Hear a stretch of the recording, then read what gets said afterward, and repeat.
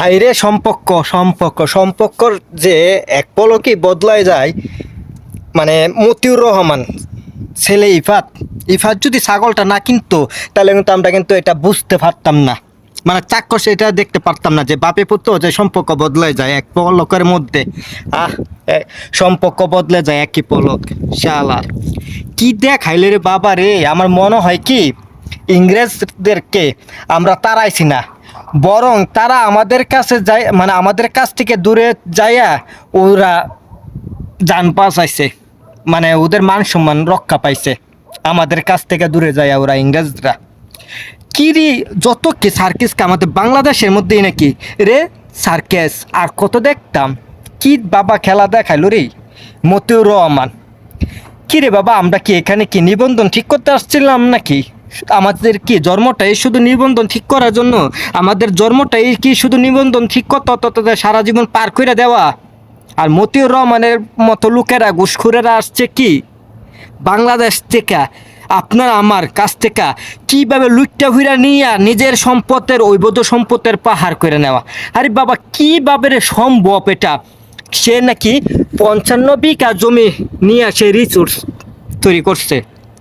আবার কি প্রথম স্ত্রী সে কানাডা, আবার কানাডা তার মেয়ের কি মানে তথ্য পাওয়া গেছে তার মেয়ে নাকি, তার মেয়ে 4 কোটি টাকা দামের গাড়ি চালা। আর তার ছেলে ছাগল, যেটা ছাগল নিয়ে ধরা পড়ছে, ঠিক আছে, ছাগল নিয়ে মানে তার ইফাত মানে তার যে ছেলেটাকে দিয়া উদ্বোধন হয়েছে ছাগলকে ছাগল বানানো, তো এরকম ওই ছেলেটা চালা নাকি 1,80,00,000 টাকা দামের গাড়ি। কি রে বাবা, তোরা তো ছাগল কিনলি না রে মামা, তোরা নিজেরে ছাগল হইয়া গেলি। শেষ পর্যন্ত কি হলো, বাপে পুতের সাথে পরিচয় বিচ্ছিন্ন হয়ে গেল।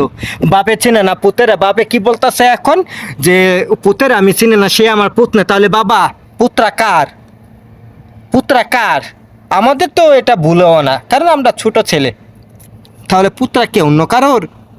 তোদের অবশ্যই তোদেরকে যদি ডিএনএ টেস্ট করা হয়তো, তারপর তোর পুটকি দিয়া যদি মনে হয় লাল মানে শিক একটা গরম কইরা লাল শিকটা যদি বইরা দিয়ে গুহার ভিতর দেওয়া যাইতো, তো তাহলে কিন্তু অনেক আরো কিছু বের হয়ে আসতো।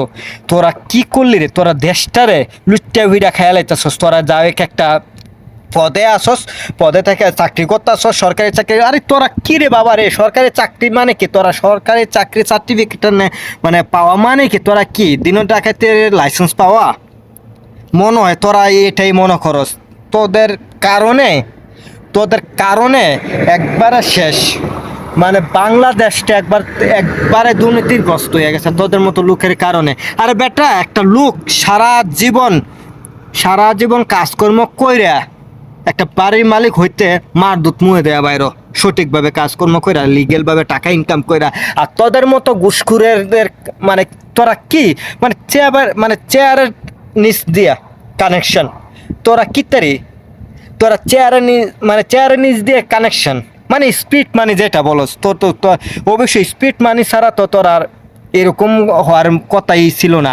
কিভাবে যে ভাবার, মানে কি বলবো তোদেরকে, তোরা এত টাকা পাস কোথার থেকে? তোর ছেলেই এত টাকা পা কোথার থেকে খরচ করার জন্য? কি তোরা কি মানুষ হবি না? তোরা কি আমাদেরকে নিস্তার দিবি না? আসলে একসময় ভাবি যে এক সময় ভাবি যে ইংরেজরা তোদের কাছ মানে এই দেশ থেকে ছাড়া যায় না, বরং এরা রেহাই পাইছে তোদের মতো লোকের কাছ থেকে। বুঝলি, তোদের মতো লোকের কাছ থেকে ইংরেজরা রেহাই পাইছে, রেহাই। ওরা যায় নাই, ওরা রেহাই পাইছে এই দেশ থেকে যায়। ঠিক, কিন্তু আমরা তো আর রেহাই পাওয়ার কোনো জায়গা নেই। আমরা কোথায় যাব? আমাদের তো বাংলাদেশ বাদে আর কোনো জায়গা নেই। জন্মভূমি ছাইরা তো আর যাইতে পারি না। সম্পর্ক বদলে যায় একই পলক।